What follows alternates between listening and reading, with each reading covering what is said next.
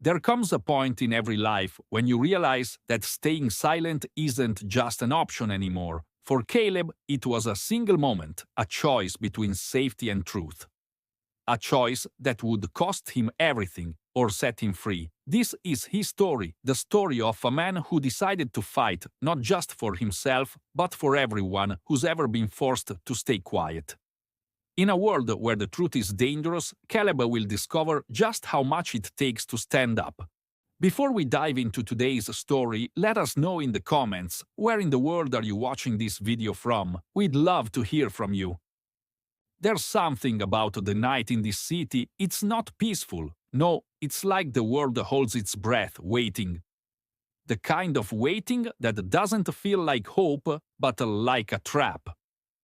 Visuals. Some of us learn early that there are two kinds of people in this world, those who live in fear and those who make the rules. I've been both a target and a spectator. Sometimes I wish I could choose which one I was. But the thing about this life, you don't get to choose. I grew up in a world where the color of your skin wasn't just a feature, it was a target. You could be a doctor, a lawyer, a teacher, hell, you could be a saint. But if you looked like me, you were a threat. That's the weight we carry. That's the reality that lingers in every glance, every moment when the world around you shifts from peaceful to tense. And no matter how much you try to outrun it, you can't. You see, when you grow up black in a city like this, your life doesn't belong to you. It's like you're always being watched, scrutinized, evaluated. Every move you make is a test. Every step you take could be the one that sends you spiraling into a world you can't escape. I'm not just talking about the cops, I'm talking about the system, the one that tells us who's worth saving and who's not. It tells us who gets to walk free and who gets to be hunted. The system doesn't just put a badge on a man's chest, it puts a target on his back. And for too many of us, that target doesn't disappear, it follows us. I've seen what happens when you fight. I've seen what happens when you speak up. You either become a symbol or you become another statistic. But there's something deeper, something more real. You have to choose. You have to decide what you stand for, because no matter how much you try to stay invisible, the world won't forget you. It never forgets. And tonight I make my move. Tonight, I find out if I'm just another man in this city or if I'm the one who's going to change everything. I didn't understand it then, but I know now. They were always watching, not just me, us, the ones who looked like me. I wasn't even doing anything wrong, just walking home from school like I had 1,000 times before. Back then, I thought the police were supposed to protect us. I mean, that's what they always told us in school, right? Be safe, obey the law, and the police will keep you safe. I believed that, but on that day, something in the air shifted. Officer 1 told, "Hey, you there? Stop right there." They didn't even ask for my name, they didn't care. It wasn't about who I was, it was about who they thought I might be. Visuals. Young Caleb told, I'm just walking home, I haven't done anything. Officer 2 told, "You think we don't know what you're doing? Don't make this harder on yourself." That's what they always say, right? Don't make it harder on yourself. Like I had a choice, like I could just walk away from this, from them. Young Caleb told, "I'm not doing anything, I'm just trying to get home." I was scared, but I was also angry. I was angry because I knew what this was. It wasn't about me, it was about what they thought I was, what I was supposed to be. Officer 1 told, "Don't fight it." I didn't fight it, I couldn't. When they have their hands on you, there's nothing you can do. I was just a kid, not even old enough to drive. But when you're black in this country, the rules change. You're not allowed to be afraid. Officer 2 told, "You look like you're up to no good, kid. Think we don't know who you are?" That was the thing. They didn't even have to know me. All they had to do was see me, and that was enough to put me on their radar. I was a threat the moment I stepped outside. Young Caleb told, "Please, I didn't do anything." That was the first time I realized that my life wasn't mine to control. It didn't matter that I was a kid. It didn't matter that I hadn't done anything wrong. To them, I was just another black body to be handled, to be broken, to be controlled. That moment, it haunted me, not because of what they did to me, but because I knew it wasn't just me, it wasn't just some mistake. This was a system designed to strip people like me of their humanity, to make us feel small, to make us feel guilty for existing in a world that wasn't made for us. Officer 1 told, I said stay still. It wasn't the first time I had been treated like this, but that day it clicked. This wasn't just a few bad apples, this was the tree, and it was rotten to the core. Officer 1 told, next time, keep your head down. The moment they let me go, I knew it wouldn't be the last time. It was never going to stop. It's never just one encounter. It's a lifetime of learning to live in fear. Fear of the badge, fear of what I represent to them, and fear of what they could do to me when no one was looking. I didn't know it then, but that moment shaped me. It told me something no one ever said outright. It told me I was never safe. This should be the moment, the one where everything changes. The job, the opportunity, the fresh start, the chance to leave all the bad behind, to prove I'm not just a product of my environment. David told, well, Mr. Daniels, your resume is impressive. You've got all the right qualifications. I'll be honest, we were impressed by your background, your experience. It's easy to look good on paper, it's easy to list the achievements, the accolades, the awards. But no one tells you that the harder part is convincing people you're more than the name on your resume. It's convincing them you're worth something despite the color of your skin. David told, so tell me, why this job? Why us? It's always the same question. They want to know why you want it, but what they really want is proof. Proof that you're not just some charity case. Proof that you deserve to sit at their table, and no matter how good you are, no matter how much you work, they'll always have that doubt. Will I be enough? Caleb told, I'm here because I believe in what your company stands for. I believe in growth, in progress, and I'm looking for an environment where I can take my skills and contribute to something bigger. I've spent my whole life building. This job is a chance to keep building, but with people who can see potential, not just what's in front of them. I've learned that what you say isn't as important as how they hear it. You can speak all day, but if they don't see the value in you, it doesn't matter. Not really. David told, so tell me, how do you handle pressure? I imagine there's a lot of stress in the kind of work we do. How do you stay focused when things aren't going your way? Here it comes, the question that they all ask. It's not about how well I perform, it's about how I handle being me. Because if I answer wrong, I'm just another angry black man in a suit. And that's a stereotype they'll never forget. Caleb told, I handle pressure the same way I've handled everything else in my life, by staying focused. By not letting anyone define me before I've had a chance to show them who I really am. Because I know what people think when they see me. They think I'm a threat, a troublemaker, someone who doesn't belong in places like this. But I've learned to rise above it. I've learned to use the pressure as fuel. They want me to be calm, collected. They want me to play by their rules, even if those rules were never meant for people like me. But I've spent years trying to prove that I'm worthy, trying to prove that my existence isn't a threat. The pressure isn't just in the job, it's in me. David told, interesting. I think you're well qualified, Mr. Daniels, but let's talk about your previous work experience. You worked at a non-profit, correct? How did you find the balance between managing your team and, well, making sure your mission was understood by people from different backgrounds? Here it comes, the test. The question about diversity, about how I handle working with them, about whether or not I'm one of the good ones. They think they're being clever, but I know what they're really asking. Are you one of us, or are you just pretending? Caleb told, I believe that the most important thing in any workplace is communication, and part of communication is understanding the perspectives of others. It's about bridging the gap between different experiences, different walks of life. I've had to lead the teams where not everyone looked like me, and I've learned that the real challenge isn't just about getting people to work together, it's about making them feel like they belong. That's something that matters to me, because I know what it feels like to be the other, and I never want anyone to feel that way on my watch. I'm not just looking for a paycheck. I'm looking for a place where I can show them who I am, not just a man with a degree, not just a black man in a suit, but someone who can make a difference, someone who belongs.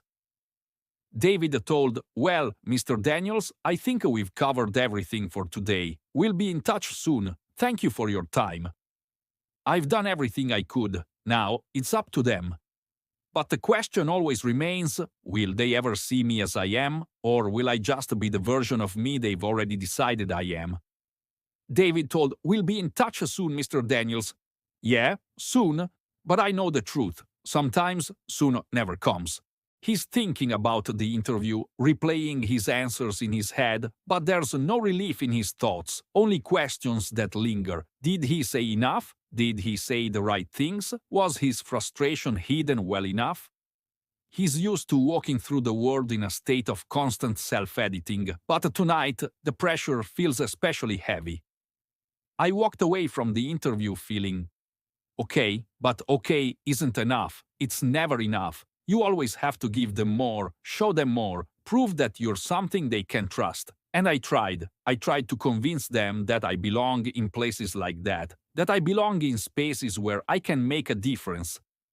But as much as I want it, I know the truth. No matter how hard you try, some doors will never open for you. The moment they see you, you're already marked. The sound of shouting grows louder, a voice cutting through the night air. It's a young man, probably in his early 20s, standing in front of a police officer, his hands cuffed behind his back. The city's heartbeat is different at night. The tension in the air, the feeling that anything can happen. I don't know if it's because I've lived through it, or if it's because I know how easily this can go wrong. The noise, the yelling, it's all too familiar. I've been here before. I've seen it all before.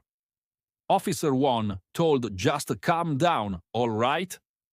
You're making this harder than it needs to be. I've heard that before, every time it happens. They always say calm down, but it's never about calming down. It's about control, about breaking you down until you fit the mold they want to put you in. Young man told, I didn't do nothing. You're harassing me. Let me go.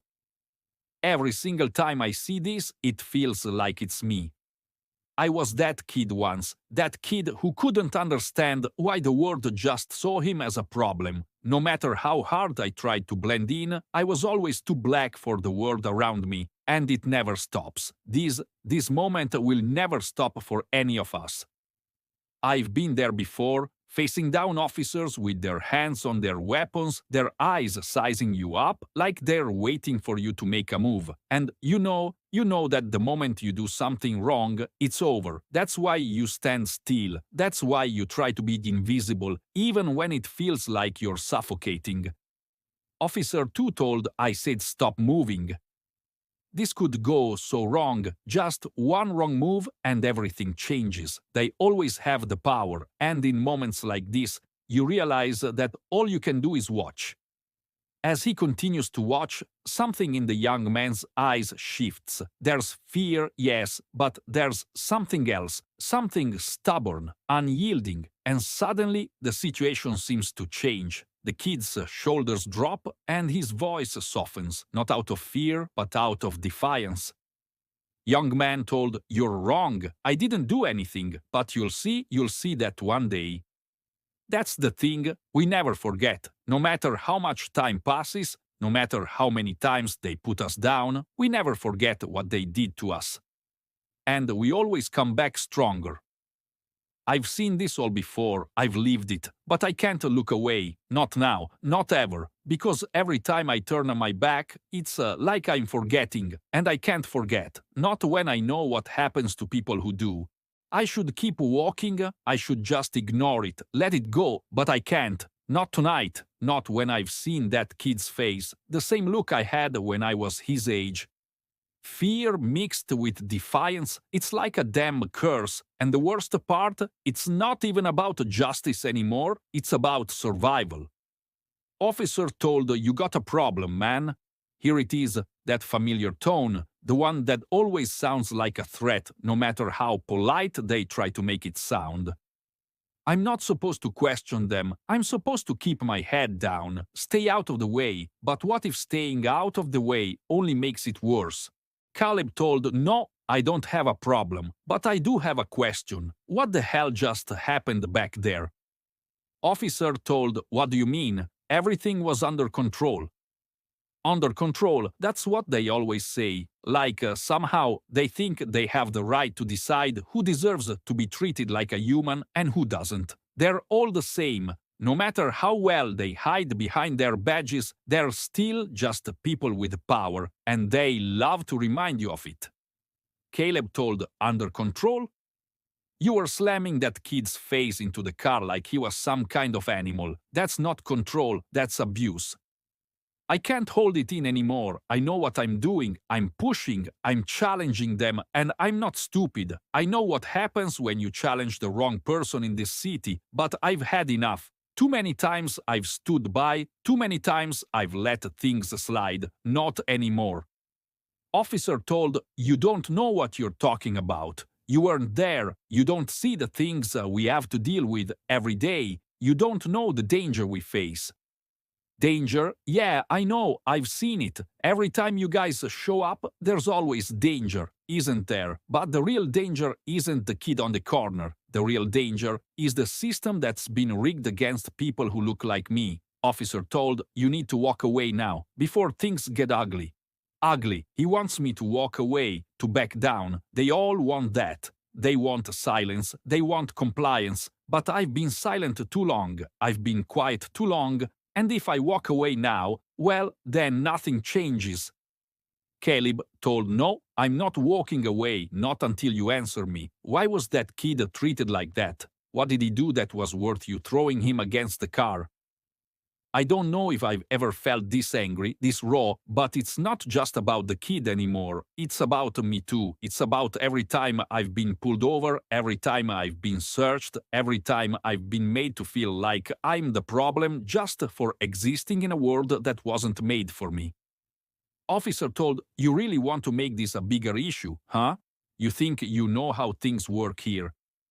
I know exactly how it works, and that's why I'm not backing down. Second officer told, "Let it go, man. This isn't the fight you want. It's late. Just go home." Go home? They always want you to go home. Like somehow I can just shut my eyes and pretend that none of this is happening. But I can't. Not anymore, because the fight is already here, whether I want it or not. Caleb told, "I'm not going anywhere. I won't lie, part of me feels alive, like I just did something important. But then there's the other part, the part that knows what happens next. I can feel it in my gut. I know I've made myself a target." Text message from Marcus. "Yo, you good? Saw the cops down there. Was that you? Be careful, fam." Text message from Caleb. "I'm good, just tired. Thanks though." Always trying to downplay it, always trying to make sure everyone else isn't freaking out. But Marcus isn't wrong. It doesn't matter how calm I sound. I know what happens when you make waves, especially in a city like this. That feeling, the kind of feeling that crawls under your skin and tells you something's wrong. I've had enough run-ins with people in power to know that unknown is never a good sign. Voice told, "You shouldn't have done that." I've been threatened before. Hell, I've been on the other side of power so many times, it's become second nature to me. But this feels different. This feels personal. Caleb told, "Who is this?" Voice told, "You know who this is. You made a mistake tonight, and now you're going to pay for it. We don't forget people who make noise, especially not in our city. This isn't just about me anymore. This isn't about some random cop on a power trip. This is about the network, the ones who keep this city running, who make sure the rules stay the same, no matter who gets hurt along the way. Visuals, voice told. You step out of line again, and next time it won't be a warning. We know where you live, we know where you work, and we know who's close to you. You'll be the one getting the knock on your door. You'll be the one left alone with nowhere to run.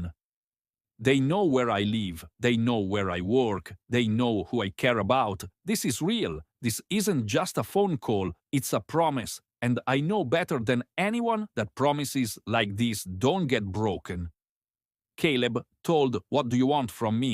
Voice told, "What we want from you is simple.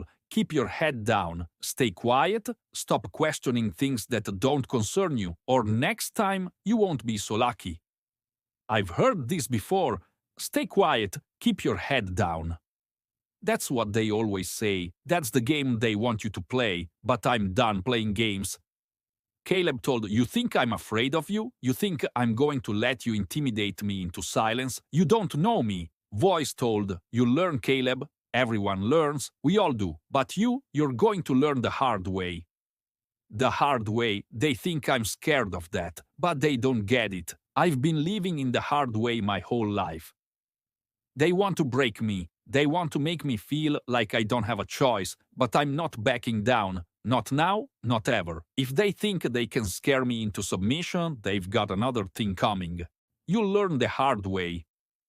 I could walk away, I could turn around, forget all of this, keep my head down like I've been doing for years. It's what they want. It's what everyone expects. But if I do that, nothing changes. Nothing ever changes.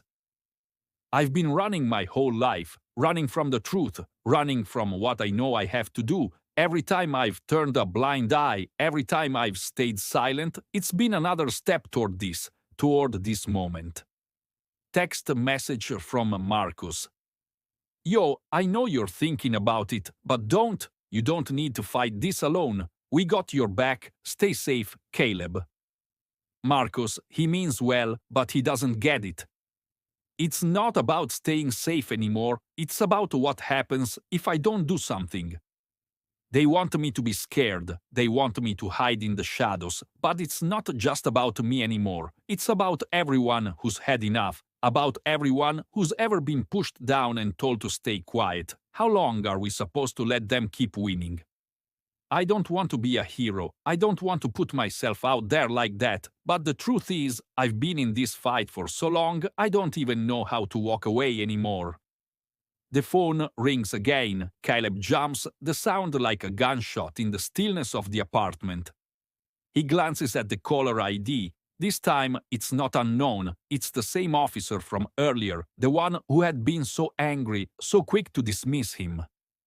This is it. This is the moment where everything changes. I can either pick up that phone, tell them I'm done, I'm sorry, I'll stay quiet, I'll go along with it. Officer told, "You know, Caleb, you really should have thought about what you're doing. We told you what happens when you step out of line. I didn't ask for this. I didn't choose this fight, but now it's here, and I'm not backing down." Caleb, calm but defiant, "I'm not scared of you, not anymore. Do what you have to do."